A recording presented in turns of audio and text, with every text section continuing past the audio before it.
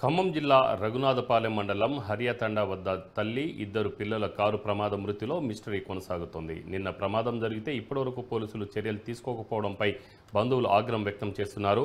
ప్రభుత్వ ఆసుపత్రిలోని శవాగారం వద్ద వారు నిన్నటి నుంచి నిరీక్షిస్తున్నారు.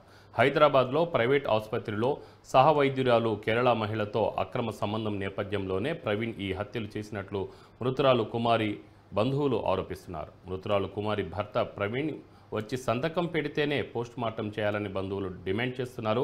ఖమ్మం ప్రభుత్వ ఆసుపత్రికి మృతురాలు కుమారి గ్రామం నుంచి గ్రామస్తులు పెద్ద ఎత్తున తరలి వచ్చారు. ఎటువంటి అమ్మాయి యాక్సిడెంట్ అయింది వాస్తవం కాదనట్లే. Car గుద్దుకుంటే car పగిలిపోవాలి. ముందు ఫస్ట్ ఆఫ్ ఆల్ డ్రైవర్కి తగలాల.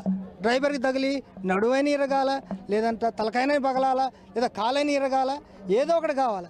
వెనకున్న అమ్మాయికి ఆమె చనిపోవటం సరే, అమ్మాయికి తగిలింది, చనిపోయింది, పెద్ద వయసు చనిపోయింది. పిల్లలకి ఏమైంది? పిల్లలకి ఏం తగిలింది? వాళ్ళకి ఒక దెబ్బ లేదు, వాళ్ళకి ఎక్కడా తగిలినట్టు లేదు, నరాలు చిట్టినట్టు లేదు.